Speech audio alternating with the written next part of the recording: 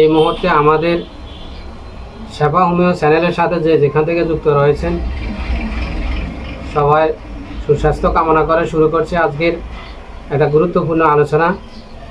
সেই আলোচনাটি হচ্ছে, যারা হোমিও ডাক্তার মহোদয় রয়েছেন তাদের কাছে প্রতিনিয়তই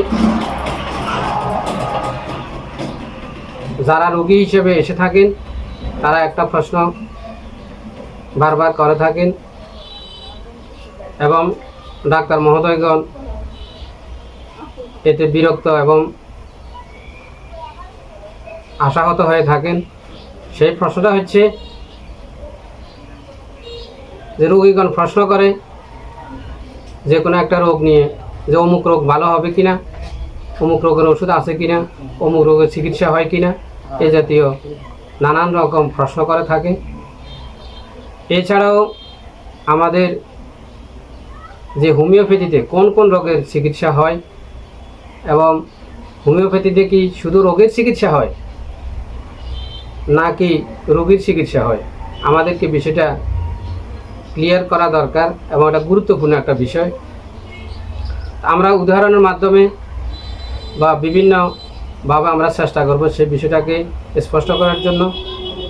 প্রথমে আমাদেরকে জানতে হবে যে হোমিওতে কিসের চিকিৎসা হয়, কি রোগের চিকিৎসা হয় না রোগীর চিকিৎসা হয়। আমরা এর একটা উদাহরণ দিলে কথাটা স্পষ্ট হবে। একটা গাছ, ফলের গাছ, যে গাছটা অঙ্কুরিত হওয়া থেকে শুরু করে পত্র পল্লব ফুল ফলে পরিণত হয়েছে, সেই গাছের যদি যত্ন নিতে হয়, সেবা শুশ্রূষা করতে হয়, তাহলে কিভাবে করতে হবে? তার প্রতিদিন সকাল সন্ধ্যা এর গোড়ায় পানি ঢালতে হবে। এভাবে তার যত্ন নেওয়া যায়। যদি গোড়ায় পানি ঢালা হয় তাহলে এর শিকড়ের মধ্যে দিয়ে, গোড়ার মধ্যে দিয়ে পুরো গাছটাই এর রস শোষণ করে নিয়ে সে তরুতাজা হবে, ফুল ফল পত্র পল্লব সব কিছু সবুজ সতেজ হবে। কিন্তু এই পানি দেওয়া বা সেবা শুশ্রূষা করার অর্থ এমন নয় যে গাছের ডালপালা শাখা প্রশাখায় পানি দেওয়া, এর পত্র পল্লব পাতায় পানি দেওয়া, এর ফুলে পানি দেওয়া, এর ফলে পানি দেওয়া, এই কথার অর্থ এমন নয়। তাহলে আমরা যে কথাটা ইতিমধ্যে স্পষ্ট বুঝতে পেরেছি তা হচ্ছে গাছের গোড়ায় পানি দেওয়া, কিন্তু গাছের অন্য যে অংশগুলি সেগুলোকে কেন্দ্র করে এর সেবা শুশ্রূষার উদ্দেশ্য হয় না। অনুরূপভাবে আমাদের যে মানব শরীর রোগাক্রান্ত হয়, এই রোগ নিয়ে আমাদের উদ্বেগ উৎকণ্ঠার শেষ থাকে না। এটাকে যেনতেনভাবে যেভাবে হোক এর নিরাময়, এর সুস্থতা, এর আরোগ্য আমরা কামনা করি, চাই এবং ছুটে যাই ডাক্তারের শরণাপন্ন হয়।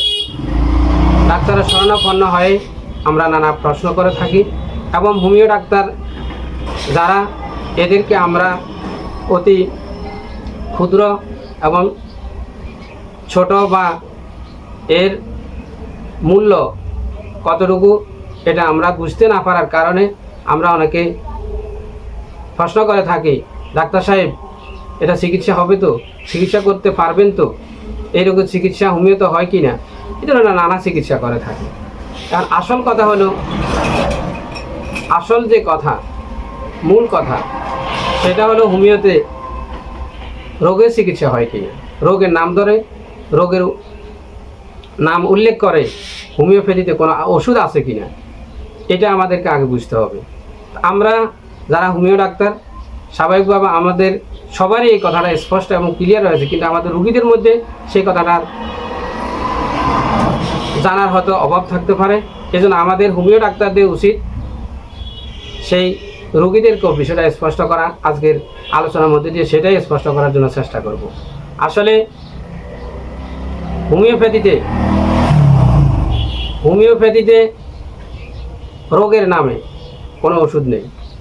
হোমিওপ্যাথিতে রোগ নিয়ে কোনো চিকিৎসা করা হয় না।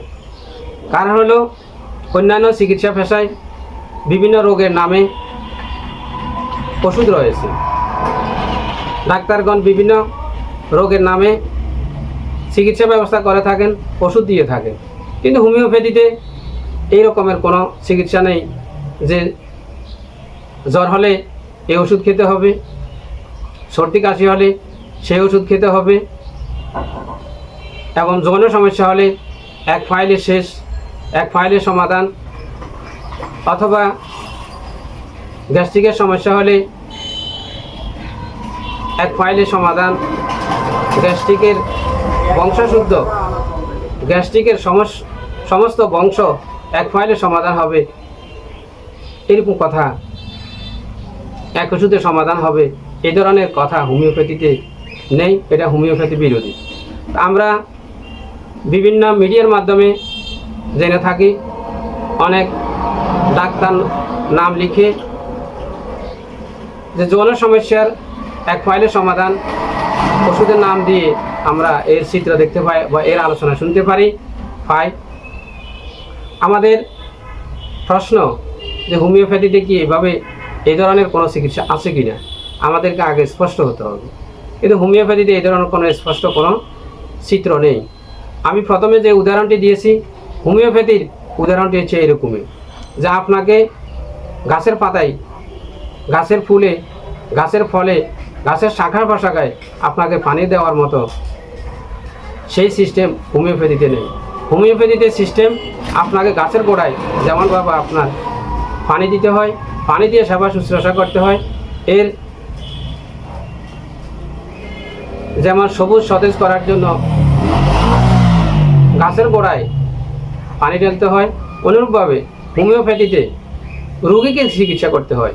রোগীর মধ্যে যদি 10, 15, 20টা এমনকি 100 বা 1000ও যদি রোগ থেকে থাকে তাহলে আমাদের লক্ষণ সমষ্টির মধ্য দিয়ে ডাক্তার মহাশয় উনি নির্বাচন করবেন কোন ওষুধটা ওনার জন্য প্রযোজ্য হবে। সেক্ষেত্রে ওই ওষুধটাই হবে ওনার জন্য, ওনার রোগের জন্য যদি বলি থাকি রোগের জন্য চিকিৎসা। যদিও রোগ কথাটা বলা এখানে মোটেও সমীচীন নয়, কারণ হলো হোমিওপ্যাথিতে রোগের চিকিৎসা করে না, হোমিওপ্যাথিতে রোগীর চিকিৎসা করে। এখন এই রোগের মধ্যে যদি অসংখ্য রোগ বাসা বাঁধে, অসংখ্য রোগের যদি ফ্যাক্টরি হয়ে থাকে এই রোগীর শরীরে, তাহলে লক্ষণ সমষ্টির মধ্য দিয়ে ওষুধ নির্বাচন করলে তা দূরীভূত হবে, হচ্ছেও। আমরা দেখতে পাচ্ছি অনেক বড় বড় হাসপাতাল ফেরত রোগীগণ আমাদের ডাক্তারদের কাছে এসে এরা সুস্থ হচ্ছে, সেবা নিচ্ছে, আরোগ্য লাভ করছে।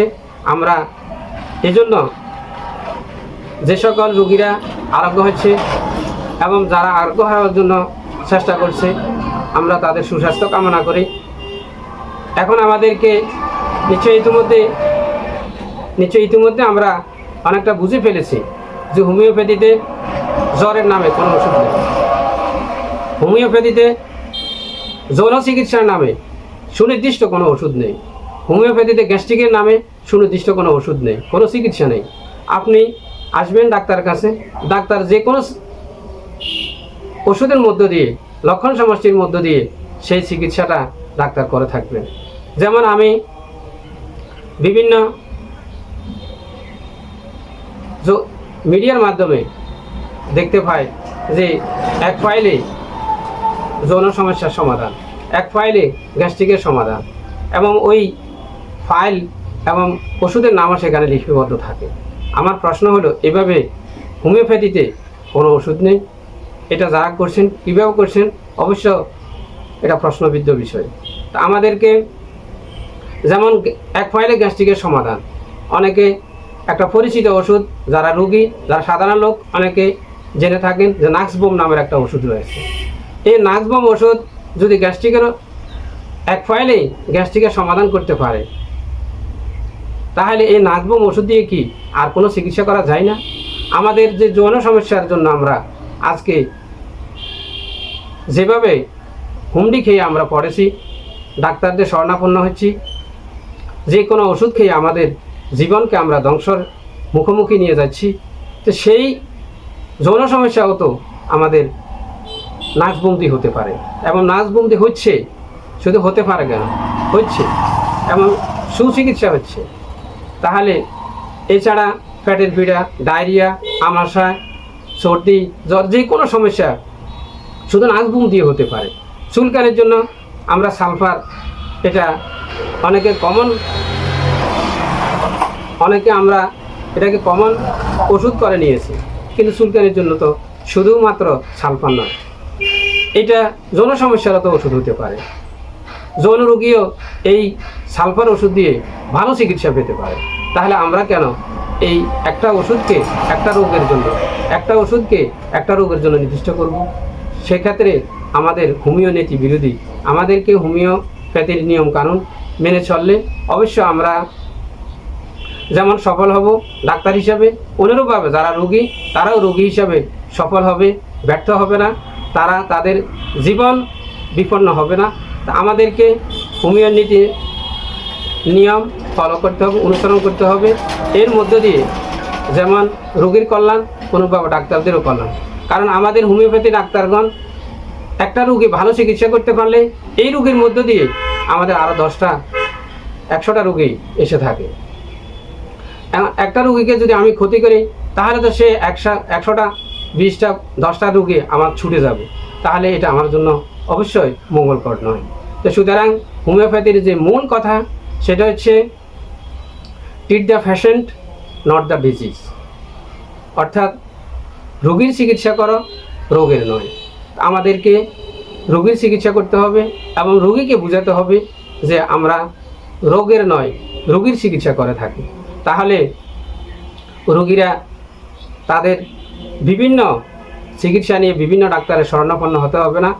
একজন হোমিও ডাক্তারের কাছে আসলেই তার যতগুলো রোগ থাকুক না কেন, ওই যে গাছের গোড়ায় পানি ডাললে যেমন পুরো গাছটা তার রস সংগ্রহ করে, রস নিয়ে সে তরুতাজা হয়, অনুরূপভাবে একজন হোমিও ডাক্তারের কাছে আসলেই সেই ডাক্তারি চিকিৎসার মধ্য দিয়ে সকল রোগ তার আরোগ্য হবে। এই জন্য হোমিও ডাক্তারকেও অবশ্য সহযোগিতা করতে হবে রোগী হিসেবে। সেটা হলো তাকে সবগুলা রোগ নির্ভয়ে, নির্বিঘ্নে, নিঃসংকোচে খুলে বলতে হবে, সবগুলা সমস্যাগুলো বলতে হবে।